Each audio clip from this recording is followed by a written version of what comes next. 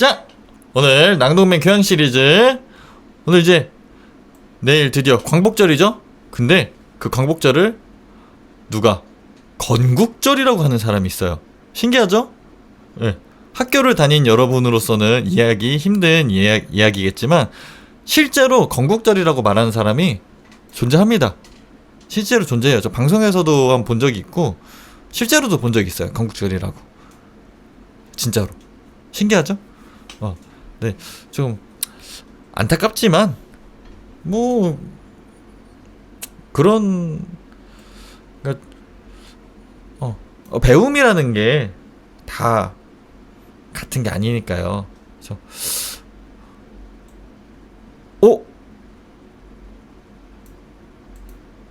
내년 광복절 특집으로는 건국대학생은 건국절이라고 생각하는지 광복절이라고 생각하는지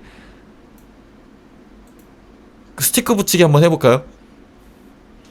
건국대생 갑자기 그거 그럴싸한데요? 갑자기 그럴싸한데?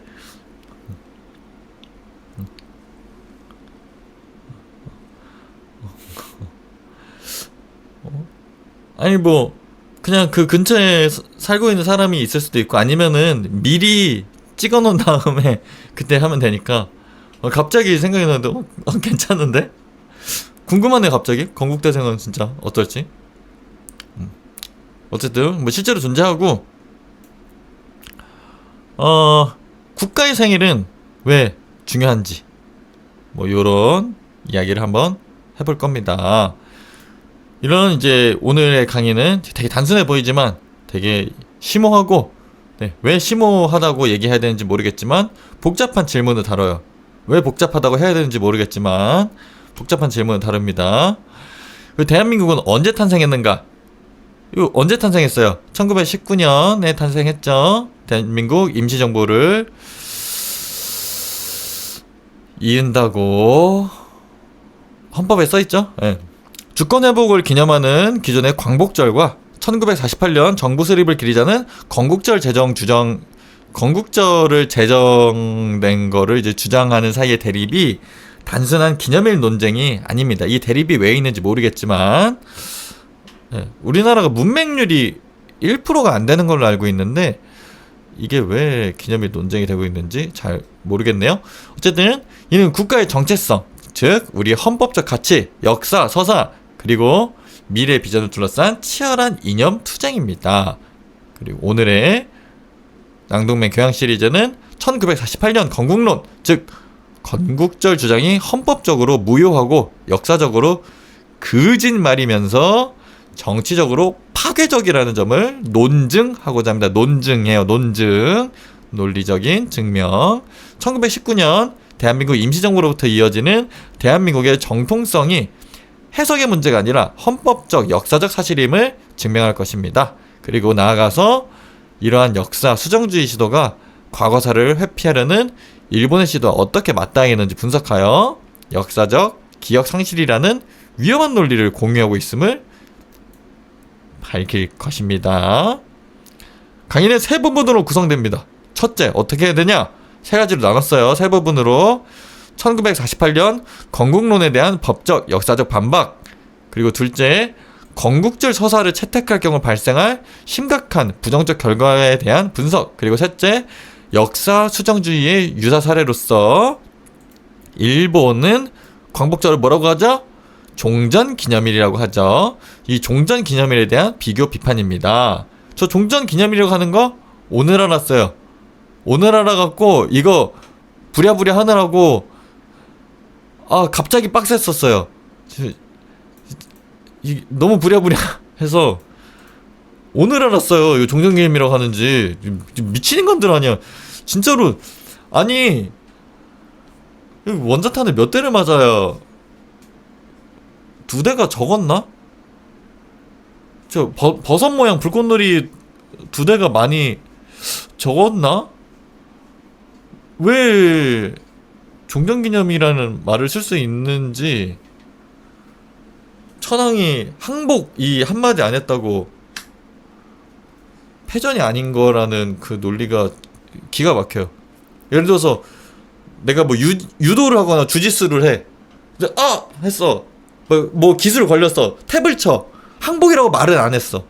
MMA 해. 내가 탭 쳤어. 탭 쳤어. 항복이라고 말을 안 했으니까 안 졌나요? 기적의 논리. 어쨌든 이런 논리의 틀을 잡기 위해서 두 경쟁적 서사를 먼저 비교를 해보자 하는 겁니다. 이제 비교를 해보면은 첫 번째 1919년 건국절. 이것도 줄 바꾸기가 조금 아쉬운데 원래 이렇게 안 돼 있었거든요. 근데 이거 그 PNG 파일로 뽑으니까 이렇게 변하네요. 원래 이렇게 안 돼 있었는데. 어쨌든 건국절. 광복절이라고 말하는 1919년 건국서사를 따르는 사람들과 1948년 건국서사를 따르는 건국절이라고 말하는 사람들을 이제 비교해보죠. 건국 시점 언제로 보냐? 당연히 광복절인 사람들은 1919년 3.1운동에 의한 임시정부 수립일을 아니요, 헷갈리지 않았습니다. 헷갈리지 않았어요. 헷갈리지 않았어요. 어쨌든 큰일 났으라고 했어요. 누가 헷갈려? 난 헷갈리지 않았어. 어쨌든 1919년 3.1운동에 의한 임시정부 수립일을 따르는 광복절이라고 말씀하시는 분들이 계시고요.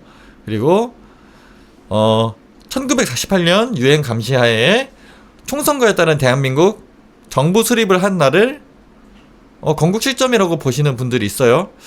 헌법에 분명히 써 있는데 헌법에 써 있죠, 이거? 무정부주의자가? 라고 볼 수 있을 것 같아요. 사실 잘 이해는 안 되지만 어쨌든 그리고 두 번째, 헌법 전문에 명시된 임시정부의 법통을 개선한다. 누가? 광복절이라고 말씀하시는 분들이. 그리고 건국절이라고 말씀하시는 분들은 헌법 전문의 구속력을 부정하고 무정부주의자인가? 어쨌든 이거를 좀 부정하고 1948년 공식 정부 수립을 강조한다. 무정부주의자인가? 그리고 핵심 역사적 인물로서 이제 광복절을 말씀하시는 분들은 독립운동가 김구, 안창호 선생님 등등 의사 등등의 김구 형님, 안창호 형님 등등의 이제 임시정부 지도자를 이제 말씀을 많이 하시고 뭐 이런 분들 있죠. 홍범도 장군님, 유관순 누나, 도산 안창호 선생님, 도마 안중근, 백범 김구 등등 이런 형님들, 누님들 계시고, 그리고 이승만을 국부로서 제1공화국 인사들을 이제 역사적 핵심 역사적 인물로 보는데, 아까 말씀해 주셔서 알았는데 이제 국부라는 말이 그 인간의 생식기를 완곡히 이르는 말이라는 뜻이라고 해서 그 국부구나 라고 저도 이제 오늘 알게 돼서 너무 감사하게 생각하고 있습니다. 너무 감사합니다, 회장님. 회장님 덕분에 왜 이승만이 국부라고 불리는지 오늘 알게 되었어요.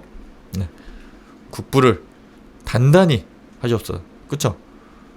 남성은 국부가 단단한 게 중요하죠. 오늘 미성년자가 이 영상을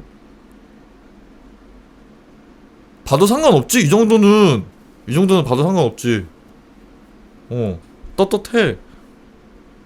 그리고 식민지 시기를 해석하는데도 차이점이 있어요. 광복절이라고 말씀하시는 분들은 이 식민지 시기를 우리 땅인데, 그러니까 우리나라는 그대로 있는데 일본 애들이 불법적으로 강점기이자 망명 중인 대한민국이 저항한 시기로 보고 있고요. 건국절 말씀하시는 분들은 대한민국이라는 국가가 부재했던 역사적 공백기다라고 이제 말씀하시는 분들이 있어요. 그리고 근데 식민지잖아요, 애초에. 대한민국이라는 국가가 부재했으면은 식민지라는 말을 안 써야 되지 않나요? 식민지 뜻을 모르나?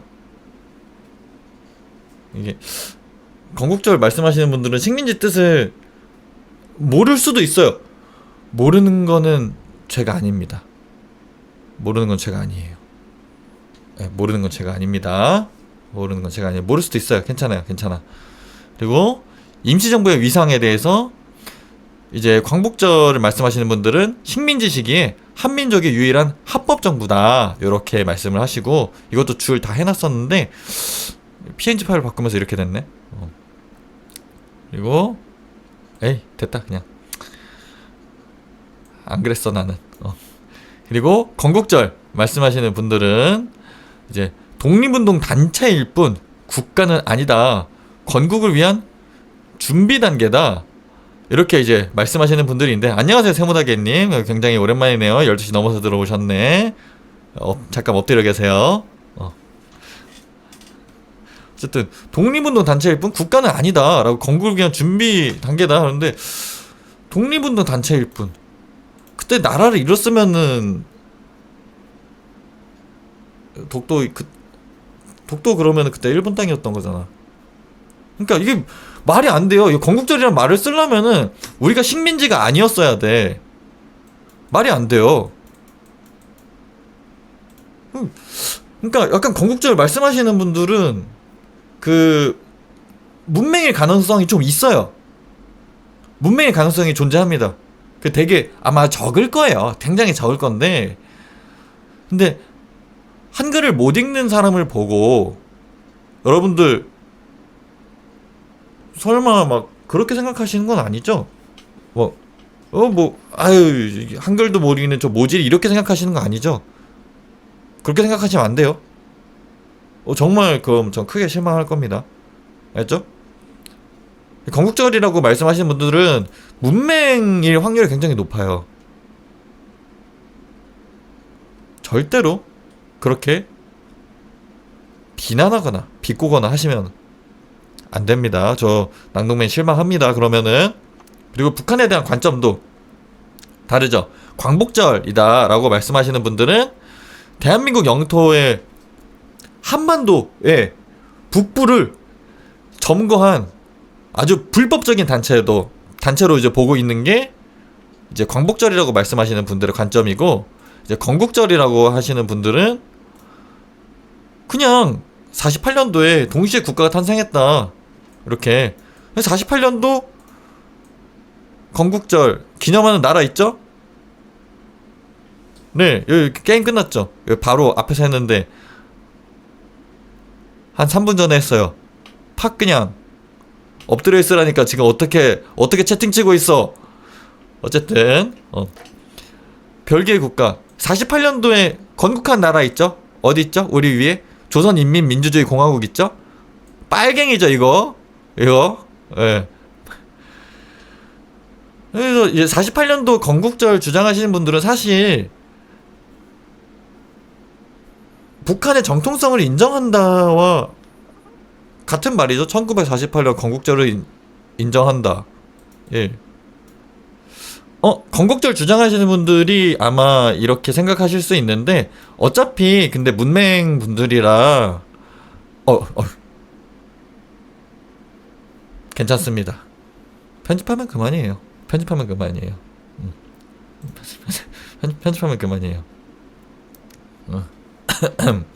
예, 편집하면 그만입니다. 편집하면 그만이에요. 하여튼 근데 이게 되게 조금 어이없는 게 뭐냐면은 김일성은 당연히 원래 우리 한반도를 합칠 생각이 없었어요. 없는데 그때 김구 선생님이랑 이제 불러서 얘기를 해보자 막 이러면서 쇼를 한 거란 말이에요. 왜 쇼를 했냐면은 시간 끌기 왜 했냐면은 분단의 책임을 떠넘기려고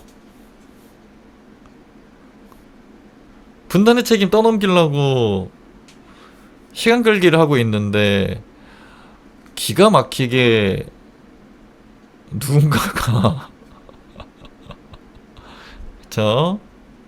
누군가가 했죠.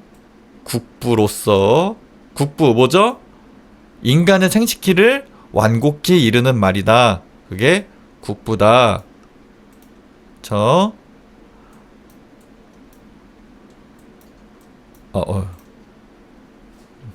음.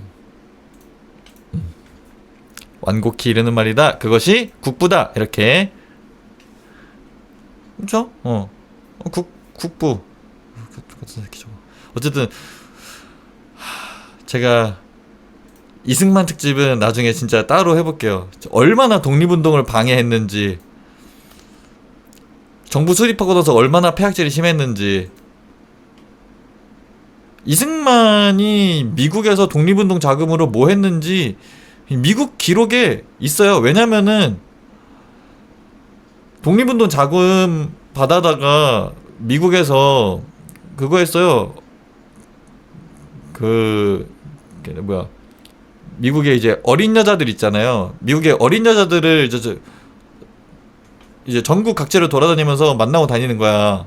그러니까 미국 검사가 이상하게 생각한 거예요. 쟤 뭔데 돈이 많지? 스파이구나 그래서 검찰에 잡혔어요. 미국에서 검찰에 잡혀갖고 보니까 한국의 독립운동가래. 독립자금이래. 독립자금으로 그러고 다녔어요.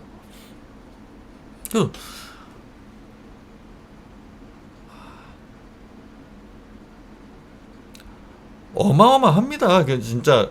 근데 그 영상 시간이, 제가 도저히 그건 편집할 자신이 없어가지고 최대 한번 줄여서 이승만의 폐악질에 대해서 말을 해볼 건데, 그런 말이 있잖아요. 막 아예 공과 사는 따로 다뤄야지 하는데, 이 세상에 공이 없는 사람이 있어요? 히틀러는 공이 없나요? 김일성은 공이 없나요? 스탈린은 공이 없나요? 나는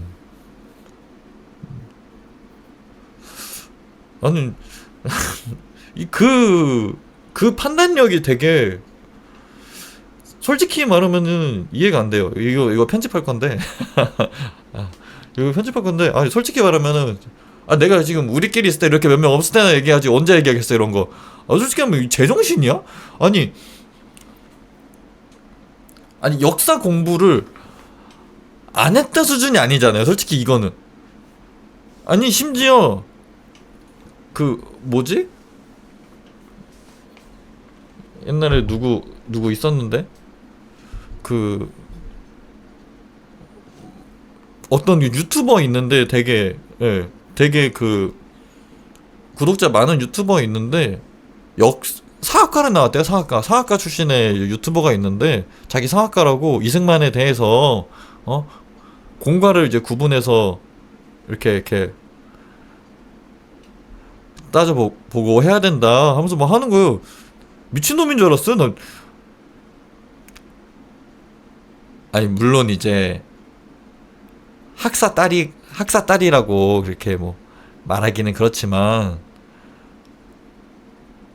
그 수많은 박사님들이 일으켜놓은 역사를 지까짓 게 뭐라고. 그거 보고 좀 미친 인간 줄 알았어. 지까짓 게 뭔데. 그 수많은 교수님, 박사님들, 사학자들이 진짜 사학자도 아니야. 근데 그 수많은 사학자들이 이러는 학문의 집대성을 지까짓 게 뭐라고 그거를 무너뜨리진 못했지만 지까짓 게 뭔데 걷다 침을 뱉어? 그렇게 따지면은 솔직히 상대성 이론은 이론일 뿐이에요. 과학이 아니에요. 이거랑 뭐가 달라? 양자역학에 대해서 제대로 말할 수 있어요? 양자역학은 그냥 사실이잖아요. 일관적인 사실이잖아요. 이해 못해도 어쨌든 사실이잖아요. 이해 못하니까 그러면은 양자역학이 사실 없는 거일 수도 있지 않나요? 원자는 깨지지 않는데요? 원자 깨지는 거 보셨어요? 뭐가 달라? 아니 지까짓 게,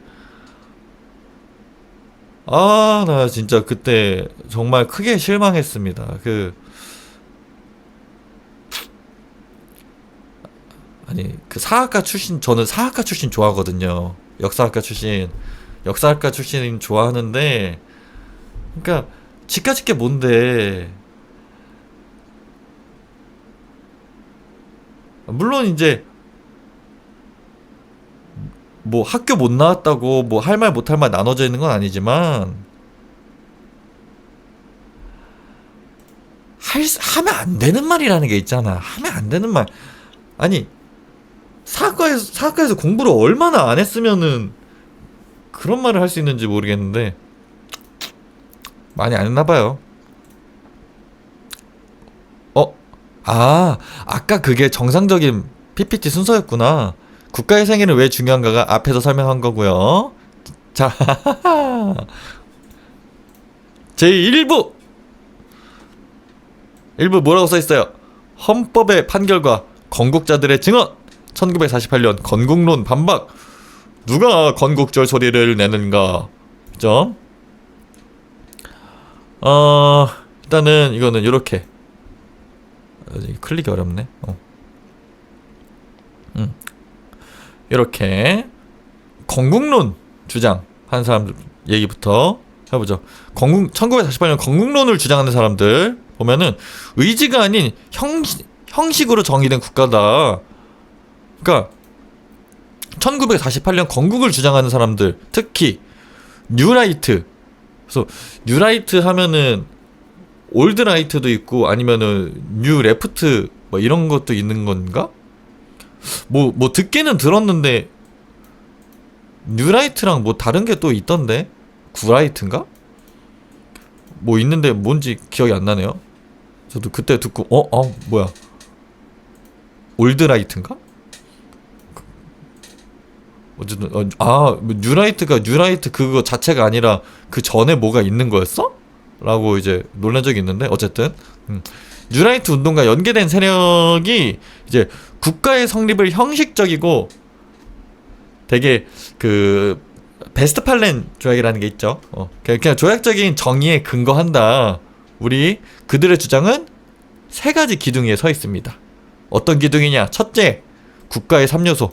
국가는 뭐야? 국민, 영토, 주권을 갖췄을 때 비로소 존재한다고 주장한다. 그리고 그들은 임시정부가 확정된 영토와 통치를 위한 물리력, 강제력이 없었으므로 국가로 볼 수 없다라고 말합니다. 근데 생각을 해보세요. 자, 임시정부 독립자금 뭐로 운영됐죠? 사람들 세금으로 운영됐어요. 가서 삥 뜯지 않았어요. 그 정부잖아요.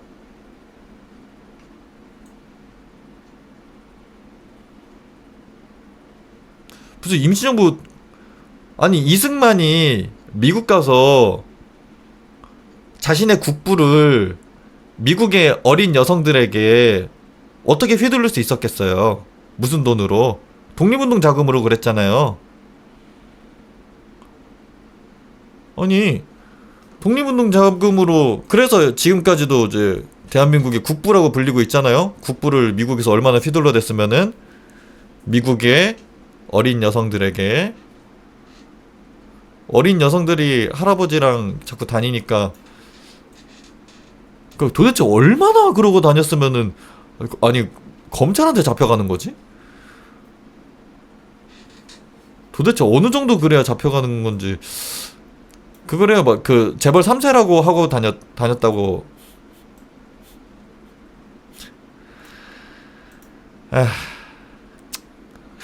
그리고 네, 두 번째, 국제적인 승인이 있습니다. 국제적인 승인.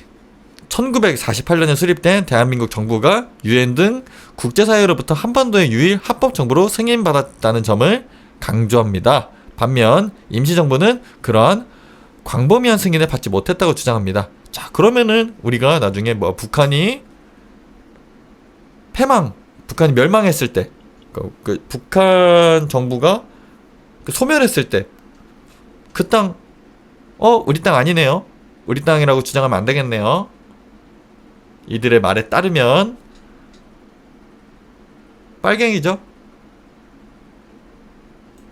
북한을 정통적인 국가로 인정하는 사상이죠. 이들의 주장은. 너무 빨갱인데?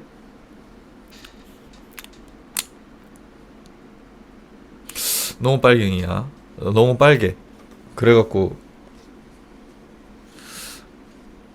정당도 빨간색인가? 괜찮아. 어차피 안 볼 거잖아. 이거 어차피 이거 영상 엄청 길게 나올 거라서 안 볼 거예요, 사람들. 내가 이렇게 말하잖아. 넘어갈 거야. 나 이 부분은 편집 안 할 건데 이걸 볼까? 안 볼걸요? 어쨌든 세 번째는 건국의 아버지라는 서사. 건국의 아버지는 말하기 좀 그렇다. 국부라는 서사가 있다. 우리나라의 생식기다. 나라의 생식기라는 서사가 있다. 이 주장은 이승만 대통령을 건국의 아버지. 나는 이 건국의 아버지라는 말 대본은 이거 내가 썼지만 말하면 솔직히 토할 것 같아요. 이렇게 솔직히 그냥 국부라고 할게요. 인간의 생식기를 완곡히 이르는 말 국부라고 할게요.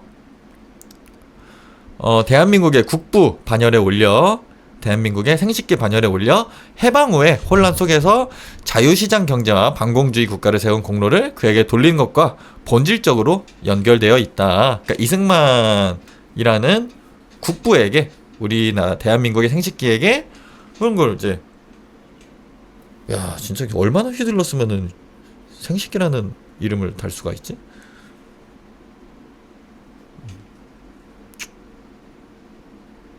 뭐 어떤 면에서 대단하다라고 할 수 있겠네요. 그리고 두 번째, 법통에 끊어지지 않는 사슬. 헌법적인 반박이 있죠. 이제부터 1948년 건국론의 가장 결정적인 반박은 이 땅의 최고법인 대한민국 헌법 그 자체에서 나오죠. 헌법 전문은 단순한 수사적 표현이 아니라 법학자들과 판례가 확인하듯 규범적 효력을 지닌 국가 정체성과 역사적 계속성에 대한 법적 선언이에요. 그러니까 이제 현행 헌법 전문 이제 초반 근데 시작하자마자 나오죠. 유구한 역사와 전통에 빛나는 우리 대한민국은 유구한 역사와 전통이라는 말이 이게 왜 쓰이는 거냐면은 저번에 한번 광복절 특집 때 한번 얘기했죠. 유구하다. 옛날에 이제 고조선 때부터 시작해갖고 쭉 이어서 지금 대한제국 그리고 지금의 이제 대한민국까지 쭉 이어가서 한반도 전체와 그 이제 만주 일대에 이르는 이제 고구려 역사 이런 거 있으니까요. 그것까지 우리 역사로 이걸로 인정받을 수 있는 거예요. 근데 이 유구한 역사를 다 버리고 48년도 건국으로 해갖고 그때부터 역사를 시작하면은 고구려는 중국의 역사죠. 그렇게 따지면 발해 고조선 다 중국의 역사인데 그러면 무슨 생각을 하는 거지? 아니 이해할 수 생각이 참 그래요. 어쨌든 이런 이제 유구한 역사 전통이 빛나는 우리 대한민국은 나라 이름 민족으로 그때만 퉁치느냐? 아니요. 얘네는 그렇지 않아요. 그 정도가 아닙니다. 왜냐면 얘네 뉴라이트 얘네 그거 하잖아요. 진화론 부정하는 애들이잖아.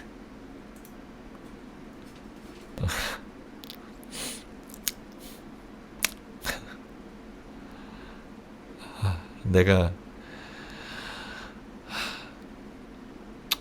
굳이 얘네 얘기에 왜 반박을 해야 되는지 어렵지만 해보도록 하죠. 헌법 전문에 어쨌든 써있죠.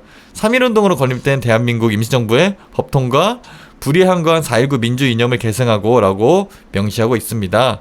그래서 여기서 이제 법통은 막연하게 정신적 계승이 아니라 법적 권위와 정통성의 승계를 의미한다. 그리고 심지어 1948년에 제정된 재헌헌법조차 이러한 계보를 명확히 하고 있어요. 이미. 그러니까 무슨 말을 하고 싶은 건지 모르겠어요. 재헌헌법 전문에도 3.1운동으로 대한민국을 건립하여라고 써있고요. 그리고 세계에 선포한 위대한 독립정신을 계승하여 민주 독립국가를 재건함에 있어서 라고 그때도 이미 써있었어요. 지금까지 그냥 쭉 써인, 그러니까 이제 헌법을 이제 바꾸면서도 그건 계속 유지한 거예요. 근데 실수를 유지했나 그것도 아니죠. 왜냐면은 글씨 바뀌어있죠. 유구한 역사 전통 막 이런 식으로. 재건이라는 단어는 이전에 존재했음을 전제하고요. 존재하지 않았던 것을 다시 세울 수는 없죠. 세우다 나왔죠. 다시 세우다. 존재하지 않는 것을 세울 수 없죠. 국부. 세울 수 없죠.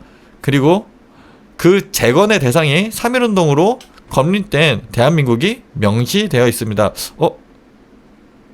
요즘에는 그 트랜스젠더들 이제 재건 수술이 가능해서 그래서 재건? 그래서 인간의 생식기를 완곡히 이르는 말 국부를 이용해서 그래서 재건이란 말을 어쨌든 없는 것을 다시 세울 수는 없고요. 하지만 지금은 이제 다시 세울 수 있으니까 이제 건국절을 주장하게 된 건가요? 대한민국은 트랜스젠더 아닌데 어쨌든 따라서 1948년 정부를 탄생시킨 바로 그 문서가 자신의 뿌리가 1919년에 있음을 명백히 인정한 것입니다. 저 국부와 선거에 집착하는 이상한 단체가 있는데 많이 이상한 단체죠. 1987년 현행 헌법은 임시정부의 이름을 직접 명시함으로써 이를 더욱 명확히 했던 거지. 이미 1948년에도 명확히 돼 있었어요. 1948년과 1987년에 헌법 제정자들이 국가 역사를 명확히 인식하고 독립운동과 연결고리를 끊으려는 시도를 막기 위한 법적, 역사적 방화벽을 의도적으로 이미 구축을 했고요. 그리고 결국 건국절 주장은 단순한 역사적 논쟁이 아니라 대한민국이라는 공동체의 근본 규범의 직접적인 도전이라고 할 수 있죠. 그러니까 이게 뉴라이트 애들이 주장하는 게 이제 역사적인 무언가가 아니라는 그 말이죠. 역사 이외의 것을 이제 주장하기 위한 무언가인데, 그리고 이제 세 번째, 수정주의자들에게 이제 불편한 진실이 뭐냐라고 하면은 이제 건국자들 자신의 증언들이 있죠. 세 번째, 1948년 건국론의 상징적 인물인 이승만 대통령 스스로 1919년 건국을 확인하는 방식으로 일관되게 행동하고 발언을 했어요. 이미 그 국부, 대한민국의 생식기를 완곡히 이르는 말, 대한민국의 국부씨가 이미 그렇게 일관되게 행동하고 발언했어요. 1948년 9월 1일에 발행된 대한민국 정부의 첫 관보 1호는 그 발행 연도를 대한민국 30년으로 표기해놨어요. 이미 이는 정부 스스로가 기원을 1919년으로 계산했음을 보여주는 반박 불가능한 물증이 있죠. 그러니까 역사적으로 뭐 하는 게 아니에요, 뉴라이트 애들은. 어쨌든 이러한 연호 사용은 이후에 공식 문서에서도 계속됐고요. 그러니까 한 번 단발적으로 실수한 게 아니라는 거죠. 더 나아가서 이승만 대통령은 1949년 3.1절 30주년 기념사에서 우리가 지금 건설하는 민주국은 탄생한 지 아직 1년이 못 되었으나 사실은 30세의 생일을 맞이하게 된 것입니다 라고 연설했고, 그러니까 그 국부가 그랬다고. 그 국부가 1948년 정부 수립을 선포할 때도 대한민국 30년이라는 연호를 사용했고요.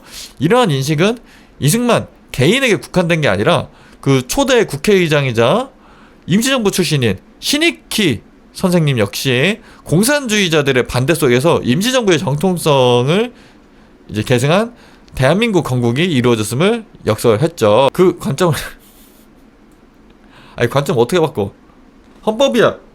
헌법이야. 바꾸면은 그만이지만 역사적 사실은 바꿀 수가 없잖아요. 지나간 과거인데 헌법은 바꿀 수 있어도 역사적 사실을 바꾸려면은 타임머신 개발하면 되죠.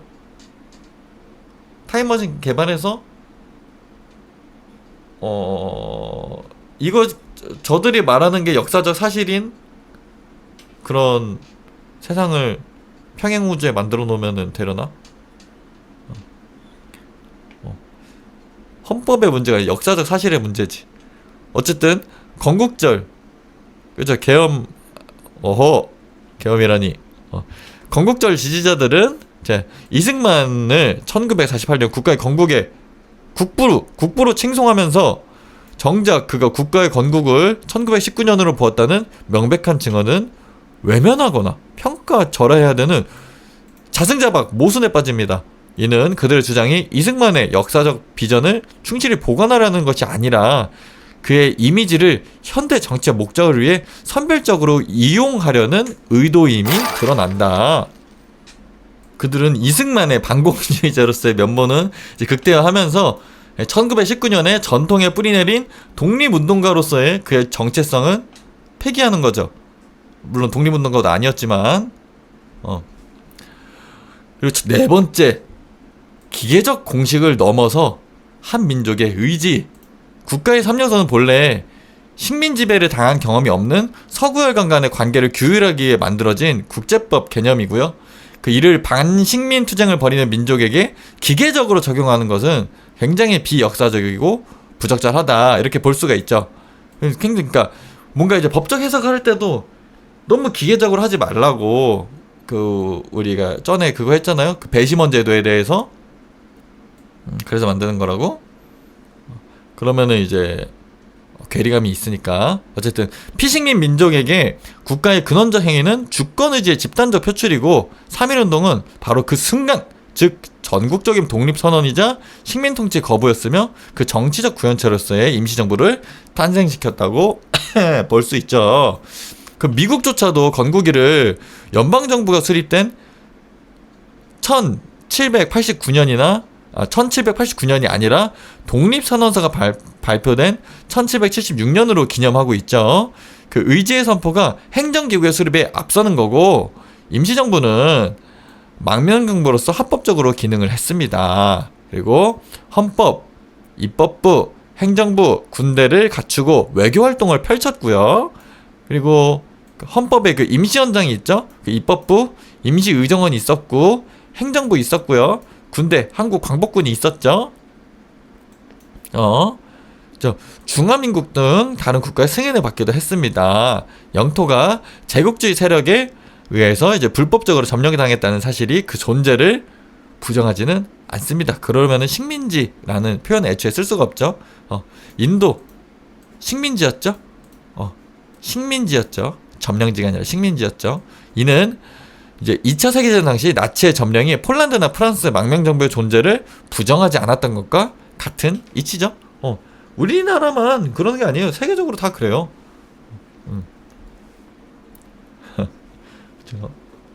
그러니까 우리나라만 그런 게 아니 이게 반박거리가 사실 너무 많아서 이게 사실 뭐 그 문맹이 아닌 이상 제 2부 드디어 2부입니다. 드디어 2부가 드디어 왔어요. 역사적 기억 상실의 위험성. 왜 건국절은 거부되어야 하는가? 누가 건국절 소리를 또 내었는가? 짜라란.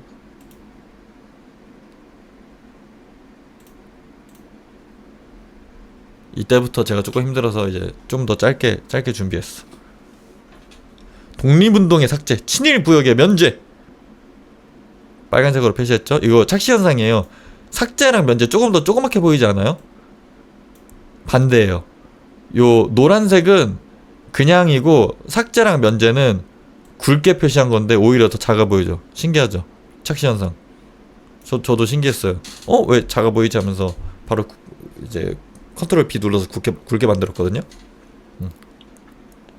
어쨌든 만약 대한민국이 1948년에 건국됐다면 저희가 이제 그 27년간의 임시정부 역사와 광범위한 독립운동 그리고 그 더 과거들 그 위상이 격화되죠. 그리고 국가의 주권 회복을 위한 투쟁이 아니라 존재하지도 않았던 국가를 위해 싸운 일개 사적인 독립운동 단체의 활동, 그러니까 테러리스트로 전락하게 되는 거고, 그래서 걔네들이 테러리스트다라는 말을 쓰는 이유가 이런 거예요. 그래서 이는 수많은 애국선열의 숭고한 희생을 무의미하게 만드는 행위다. 그리고 이러한 역사적 삭제는 위험한 도덕적 전도를 야기하고 있죠. 1948년에 국가가 세워졌다면 그 이전에 일제에 부역했던 자들은 대한민국에 대한 반역죄를 저지른 게 아니게 되죠. 그러니까 그러는 거예요. 오히려 그들의 행정 경험은 1948년 이후에 새로운 국가를 건설하는데 유용한 자산으로 재포장될 수 있다. 이 논리는 친일파를 반역자에서 현실주의적 건국 공로자로 둔갑시키는 역사 세탁의 뒷문을 열어준다. 그렇죠. 그렇게 볼 수가 있죠. 중화민족님, 지금 말이 너무 세. 회장님 말이 너무 세요. 이거 잘못하면은 자칫 잘못하다가는 지금 요거 뭐야, 내가 채팅창을 가려놓고 편집해야 될 수도 있어. 너무 세. 좀만 줄여요. 빨리 올려. 그거 지금 다른 말 해갖고 빨리 올려요. 나는 말을 할 거니까.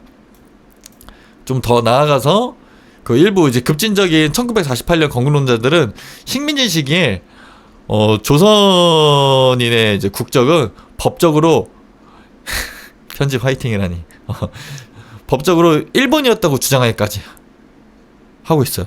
이 주장은 한일병합이 합법적이었다는 일본의 주장과 정확히 일치하고 친일 부역을 비판하고 식민 지배에 대한 사죄를 요구할 모든 도덕적, 법적 근거를 파괴한다. 그리고 두 번째 정통성의 포기 그리고 분단의 고착화. 뭐 창씨 개명은 할 수도 있죠. 마취함으로 하세요. 괜찮아요. 그거는 괜찮습니다.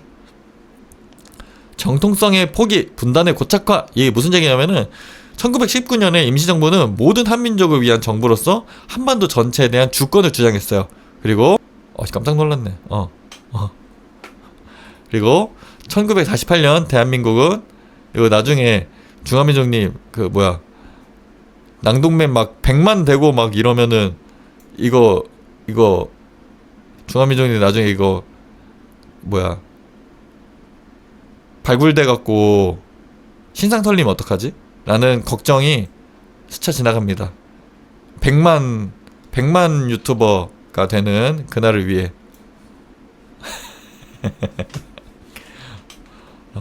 아니 네티즌 수사대가 얼마나 무서운데요. 닉변 정도는 안 될걸요?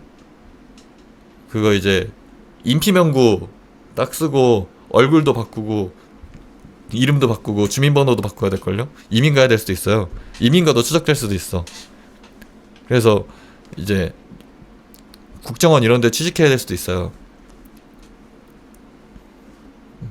건강하신가요?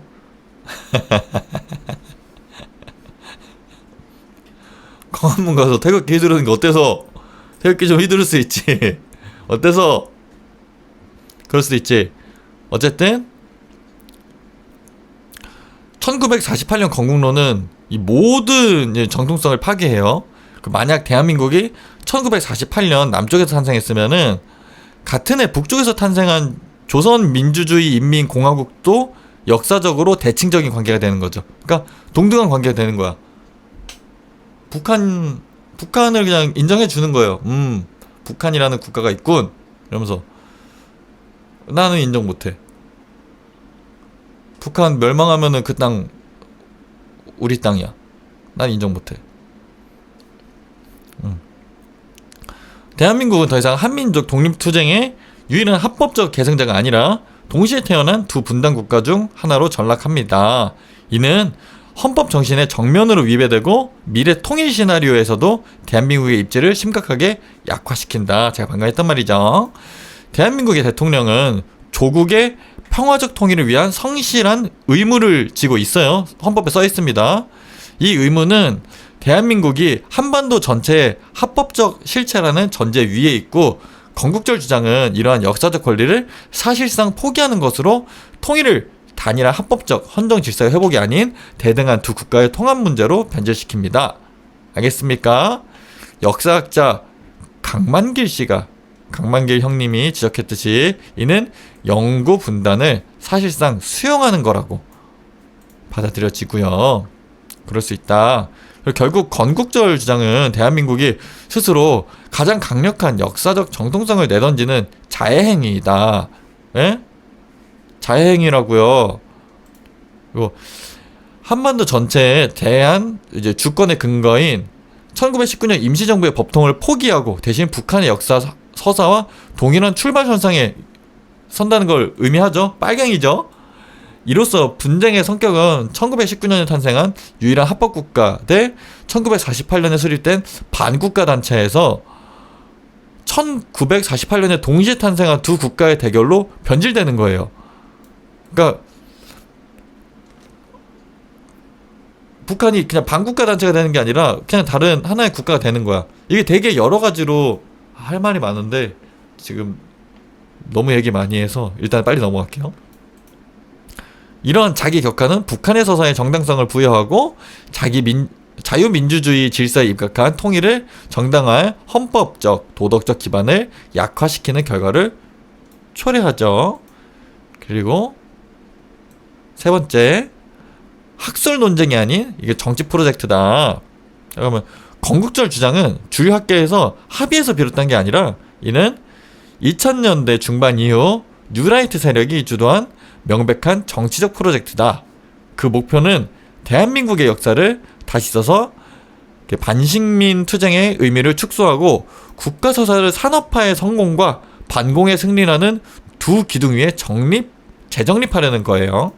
그래서 이는 역사를 현대를 정당화하는 도구로 이제 삼으려는 이제 시도이고, 과거 권위주의 정권을 정당화하고 현재 이거 보수라고 말하기 솔직히 싫은데 현재 보수 이념적 토대를 구축하려는 의도를 좀 담고 있죠.